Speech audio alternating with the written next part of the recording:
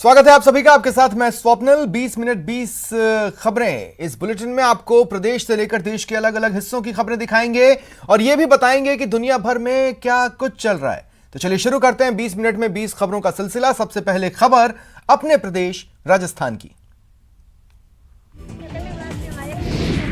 Corona के नए variant Omicron का खतरा लगातार बढ़ता जा रहा है, लेकिन जालोर की इस सब्जी मंडी में आने वाले लोगों को इसकी कोई परवाह नहीं है। कोरोना की दूसरी लहर में मास्क लगाने की जो आदत बनी थी, लोगों में जो सोशल डिस्टेंसिंग नजर आता था, ये लोग वो सब कुछ भूल चुके हैं। न तो यहाँ किसी को मास्क पहनने की पड़ी है और न ही किसी के लिए सोशल डिस्टेंसिंग जरूरी रह गया है। सब मनमानी पर उतर आए हैं।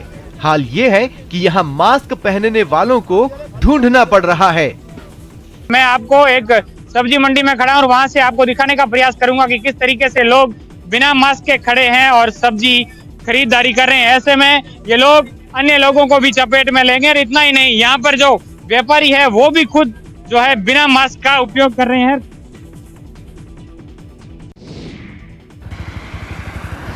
कड़ाके की ठंड से सिर्फ इंसानों के चेहरों की रंगत ही गायब नहीं होती, पेड़ पौधे भी बेनूर हो जाते हैं और उनकी पत्तियां यूं सूख जाती हैं जैसे कोई रोग लगा हो। दौसा के ग्रामीण क्षेत्रों के जंगलों का हाल देख लीजिए।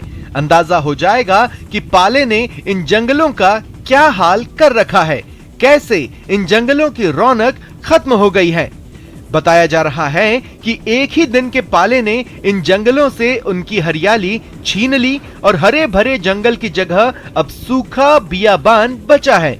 इसी कड़ी में दौसा के भांडारेज और थाना के बंध के समीप का घना जंगल अब सूखा नजर आने लगा है। हम इस समय दौसा जिले के धाना के बंध के समीप कुछ जंगलों में खड़े हुए हैं और यहाँ के जो ये जंगलों में अधिकतर बबूल के पेड़ थे, लेकिन ये बबूल के पेड़ अब सूख चुके हैं। इसके पीछे कारण सबसे बड़ा ये है कि जो पिछले कुछ दिनों की जो कड़ाके की ठंड थी और जो पाला पड़ा, पाला के कारण जो यहाँ की जो हरी पत्तियाँ थी इन बबूल के पेड़ों की, वो हरी पत्तियाँ पूरी तरह नष्ट हो चुकी हैं।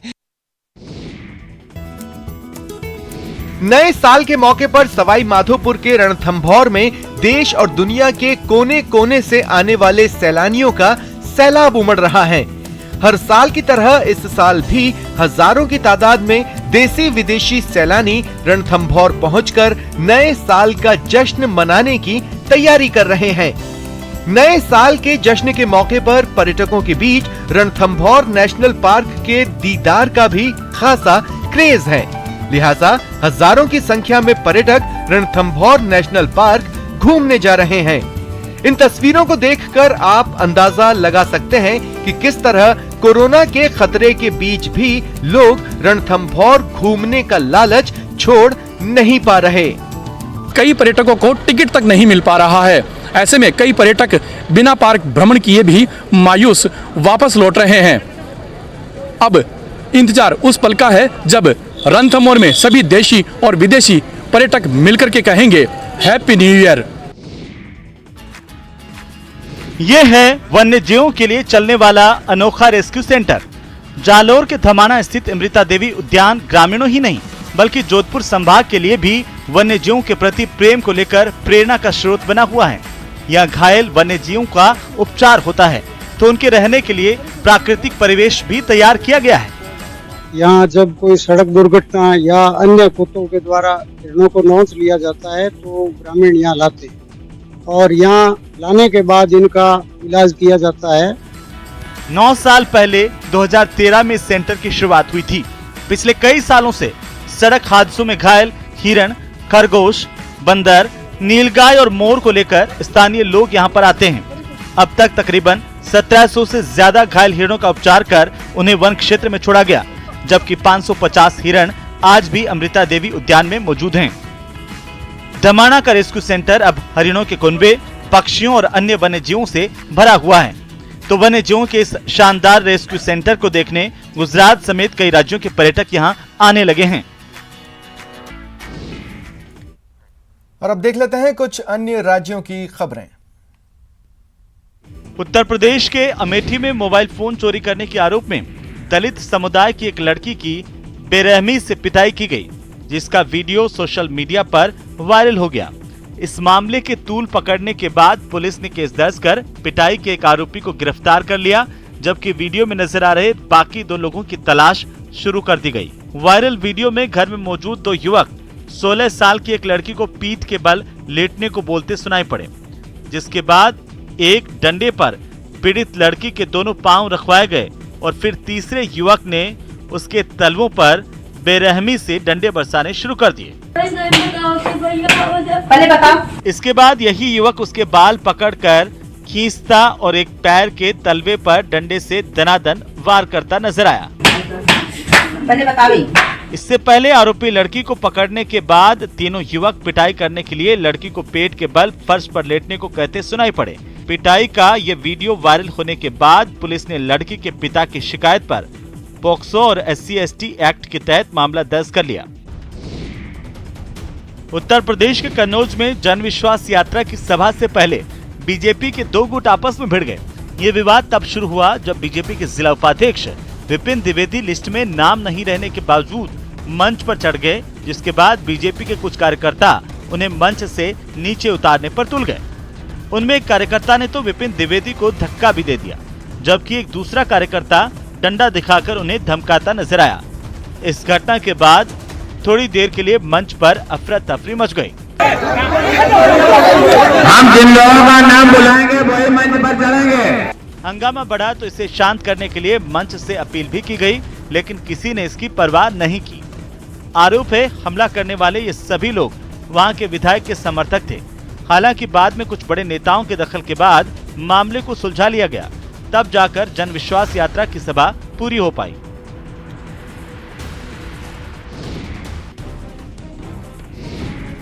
उत्तर प्रदेश के बिजनौर में 2 बदमाशों ने पुलिस वालों पर हमला कर एक सिपाही से राइफल छीन ली। पुलिस ने इस मामले में संगीन धाराओं में मामला दर्ज कर बदमाशों की तलाश शुरू कर दी है। इस मामले का वीडियो सोशल मीडिया पर वायरल हो गया, जिसमें देर रात करीब 1 बजे 2 बदमाश सिपाही ललित कुमार पर हमला करते और उससे राइफल छीनते नजर आए। सिपाही ललित बदमाशों से अकेला ही अपनी राइफल बचाने की कोशिश करता रहा, जबकि उसका साथी फोन पर किसी से बातें करता दिखा। कुछ देर में बदमाशों ने सिपाही को जमीन पर गिराकर राइफल छीन ली। इस दौरान पास से एक बस भी धीमी गति से गुजरती नजर आई। इसके बाद दूसरे पुलिस वाले ने बदमाशों से लड़ने की कोशिश की, लेकिन राइफल के पिछले हिस्से से हमला कर दोनों बदमाशों ने पुलिस वालों को पस्त कर दिया और मौके से बाइक पर फरार हो गए। एक पुलिस वाले के सर पर वार करके और उसकी इंसास राइफल उन्होंने छीन लिया। सुसंगत धाराओं में अभियोग पंजीकृत करके एसपी ग्रामीण के नेतृत्व में 4 टीमें बनाई गई हैं। शीघ्र ही बरामदगी का प्रयास किया जा रहा है। पुलिस का दावा है कि सड़क पर एक ट्रक से गिरी मिट्टी में बदमाशों की बाइक घुस गई। इसके बाद उनकी ट्रक ड्राइवर से गाली गलौज शुरू हो गई। उसी वक्त मौके पर दोनों पुलिस वाले पहुंच गए और बदमाशों ने उन पर हमला कर दिया।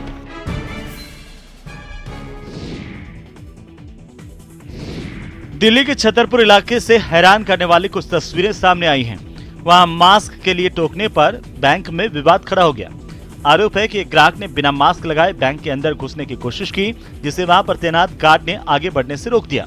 इसके बाद बात का बतंगड़ बनने में देर नहीं लगी। इस घटना की जो सीसीटीवी फुटेज सामने आई, उसमें साफ दिखा है कि वहां पर तैनात गार्ड ने एक शख्स को जैसे ही बैंक के अंदर जाने से रोका, वो आदमी बिगड़ गया और उसने हाथापाई शुरू कर दी। देखते ही देखते बात इतनी बिगड़ गई कि उसने गार्ड को धक्का देकर नीचे गिरा दिया। जैसे ही बवाल बढ़ा, वहां मौजूद लोग बीच बचाव में उतर आए, लेकिन उस पर काबू पाना इतना आसान नहीं दिखा। उस शख्स ने उन लोगों के साथ भी 2-2 हाथ कर डाले। इतनी देर में जमीन पर गिरा गार्ड उठा और बैंक में हो रहे हंगामे को शांत कराया। दिल्ली में चाहे बैंक हो, बाजार हो या फिर कोई भी सार्वजनिक जगह हो, वहां पर मास्क लगाने का सख्त निर्देश सरकार की तरफ से जारी किया गया है और रोजाना हजारों लोगों के चालान भी काटे जा रहे हैं। लेकिन छतरपुर में बैंक में पहुंचे आदमी ने एक तो कानून को तोड़ा और टोकने पर अपने साथियों को बुलाकर बैंक में मारपीट और तोड़फोड़ भी करने लगा, जिसको अब पुलिस ढूंढ रही है।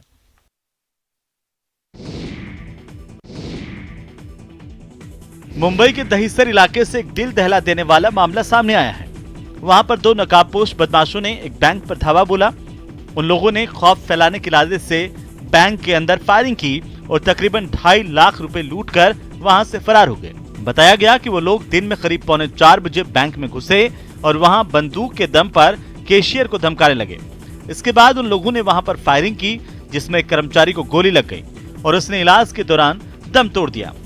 तो घटना में जो एम्प्लॉय थे उनकी दुर्भाग्यवश डेथ हो गई है। इसके बाद वहां जांच के लिए पुलिस की एक बड़ी टीम तैनात दिखी, जिसने बैंक के अंदर और आसपास के इलाकों के सीसीटीवी कैमरों के फुटेज खंगाले। पुलिस ने दावा किया कि इन फुटेज के आधार पर दोनों बदमाशों की तलाश शुरू कर दी गई है। आपको बता दें कि दखीसर में स्टेट बैंक ऑफ इंडिया की ब्रांच थोड़े सुनसान इलाके में है, जहां दोपहर बाद ग्राहक भी नहीं थे। बैंक लूटने आए दोनों नकाबपोशों को देखकर कॉन्ट्रैक्ट पर काम कर रहे युवक ने उन्हें रोका तो लुटेरों ने उसे गोली मार दी और जितनी रकम हाथ लगी उसे लूटकर फरार हो गए।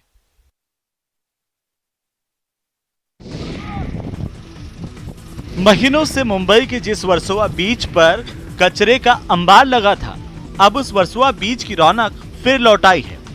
साथ ही अब मुंबई वाले वर्सोवा बीच पर नए साल का जश्न मना सकते हैं। दरअसल मुंबई के वर्सोवा बीच की सफाई का जिम्मा उठाया एनसीसी कैडेट्स ने। इन कैडेट्स ने पुनीत सागर अभियान चलाकर इस बीच से तकरीबन 700 किलोग्राम कचरा बाहर निकाला। आपको बता दें कि सफाई अभियान में 130 से ज्यादा एनसीसी के कैडेट और स्थानीय लोगों ने हिस्सा लिया। यह अभियान प्रधानमंत्री नरेंद्र मोदी के स्वच्छ भारत अभियान के तहत शुरू किया गया, जो पूरे देश में चलाया जाता है।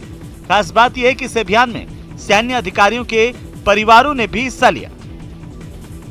ये सभी गर्ल्स एंड कैडेट्स एनसीसी के, जो कि यहाँ पे सब मिलजुल कर एक योजना प्रोत्साहन दे रहे हैं कि सफाई हमारे लिए बहुत ही ज़रूरी है, ताकि आगे वाली पीढ़ी के लिए सफाई करना एग्जैक्टली बहुत ज़रूरी है। हम जगह जगह के बीचेस जाते हैं और वहाँ के बीचेस क्लीन करते हैं। मेन एम हमारा यही है, मिशन हमारा यही है कि अपना जो मुंबई कोस्टल एरिया के लिए बहुत ज़्यादा मान्यता रखता है, तो हमारा कोस्टल एरिया सबसे ज़्यादा सुंदर रहे। बिहार के भागलपुर से हैरान करने वाला मामला सामने आया। वहां पर एक लड़की ने अपने प्रेमी पर शोषण करने के आरोप लगाते हुए जमकर हंगामा किया। लड़की ने दावा किया कि रणवीर शर्मा नाम के आदमी ने शादी का झांसा देकर उसका फायदा उठाया और फिर वहां से फरार हो गया, जिसकी वजह से गुस्से से आग बबूला लड़की उसके घर पहुंची और जमकर बवाल मचाने लगी। उसने लड़के के घर के दरवाजे को पीट कर पूरे मोहल्ले को इकट्ठा कर लिया। इसके बाद जब लड़के के घर वाले उसे समझाने आए तो वहां पर धक्का मुक्की होने लगी। हम दरवाजा तोड़ देंगे, अभी तो बाहर निकालो उसको, निकलो बाहर। बताया गया कि लड़की रणवीर शर्मा की कंपनी में ही काम करती है। उसने आरोप लगाए हैं कि रसूख की वजह से शिकायत के बावजूद उस पर कोई एक्शन नहीं लिया गया। हम चाहते हैं कि इस केस का जल्दी कार्रवाई किया जाए, ताकि हम अपना काम पे फोकस कर सके, क्योंकि हमको अब जॉब से भी निकाल दिया गया है। हमको खाने रहने में आफत आ गया है। इस हंगामे की खबर लगते ही पुलिस की एक टीम वहां पहुंच गई, जो उसे समझाकर अपने साथ थाने ले गई, जहां उसकी शिकायत दर्ज की गई। लेकिन हैरानी की बात है कि अभी तक आरोपी की गिरफ्तारी नहीं हो पाई है। कड़कड़ाती ठंड में इंसान तो इंसान, चिड़ियाघर में रहने वाले जानवरों का भी हाल बेहाल है। इन जानवरों को ठंड से बचाने के लिए मध्य प्रदेश के इंदौर के चिड़ियाघर प्रशासन ने खास इंतजाम किए हैं। चिड़ियाघर प्रबंधन ने सांपों को ठंड से बचाने के लिए सांप घर में हीटर और ब्लोअर लगाने के साथ साथ उनके एनक्लोजर में कंबल भी रखे हैं। खास बात यह है कि इन्हें ओढ़कर सांप भी राहत की सांस ले रहे हैं। यहाँ हिरण के लिए सूखी घास बिछौने के रूप में बिछाई गई है, ताकि हिरणों को बैठने और सोने में कोई परेशानी न हो। आपको बता दें, इंदौर के इस चिड़ियाघर में 60 प्रजाति के 650 वन्य प्राणी हैं। इस चिड़ियाघर में सांपों के लिए खास व्यवस्था की गई है। उनके लिए वुडन बॉक्स रखे गए हैं, जिनमें 100 वॉट का बल्ब लगा हुआ है। इस बल्ब के चलते उन्हें अपने शरीर का तापमान सामान्य बनाए रखने में आसानी हो रही है। काफ़ी सारे एनिमल्स हैं, केजेस भी काफ़ी क्लीन हैं and they are big, and animals के लिए एक्टिविटी टाइप भी उसमें अंदर किया है, तो which is good. Jammu Kashmir के आरएसपुरा में पाकिस्तान की साजिश और घुसपैठ की घटनाओं को नाकाम करने के लिए बीएसएफ ने चौकसी बढ़ा दी है।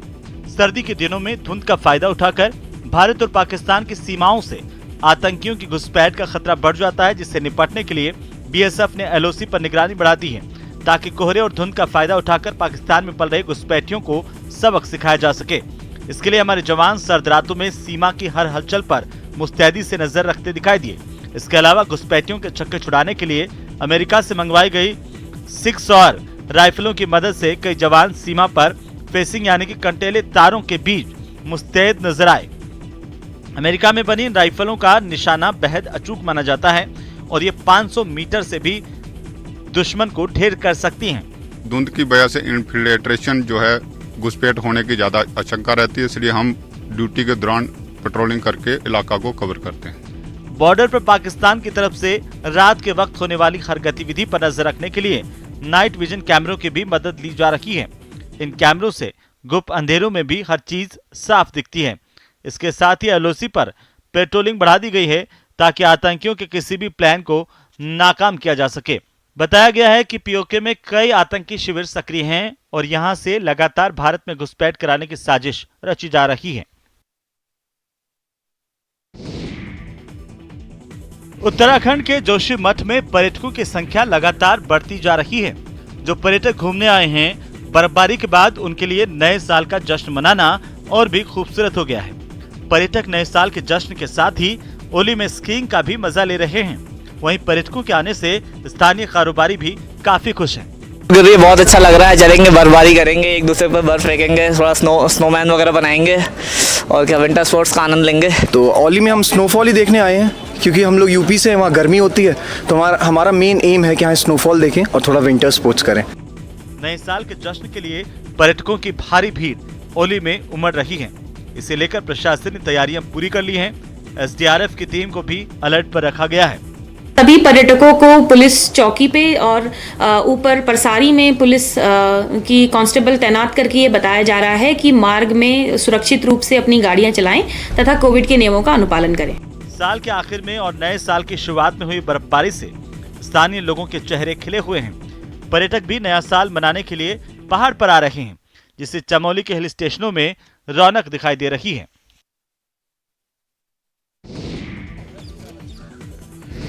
बैलों ने अपनी तैयारी शुरू कर दी है।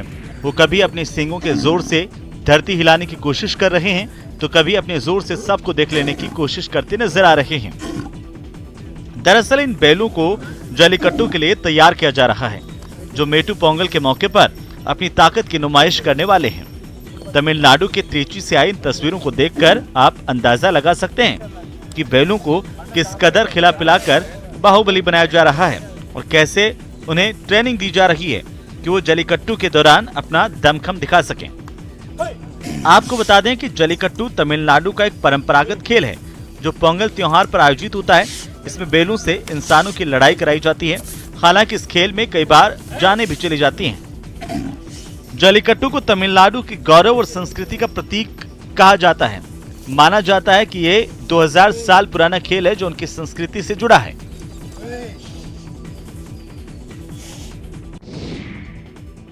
नए साल के स्वागत के मौके पर केरल के कोट्टयम में हाउस बोट यानी हाउस फॉर द रिवर का मजा लेने के लिए बड़ी संख्या में सैलानी कोट्टयम पहुंचने लगे हैं। बताया जा रहा है कि नए साल के लिए पर्यटकों ने एडवांस में ही अपने अपने लिए हाउस बोट बुक कर लिए हैं।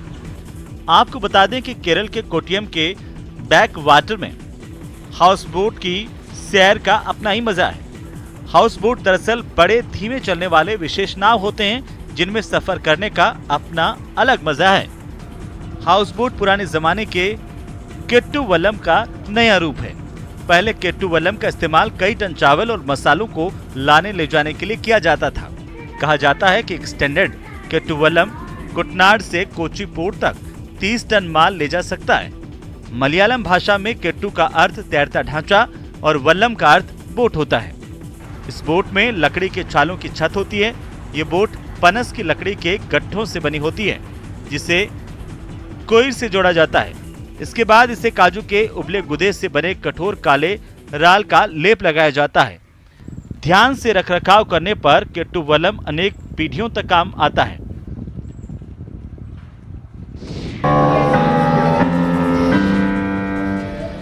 अद्भुत है ये सीढ़ियां, कदम पड़ते ही रोशनी से जगमगाती हैं और संगीत की धुन सुनाती है।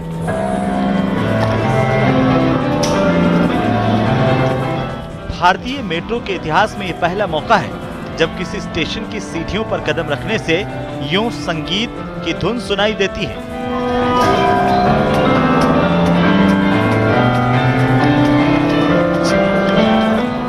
ये सीढ़ियां केरल के कोच्चि मेट्रो के एमजी रोड मेट्रो स्टेशन पर लगाई गई हैं।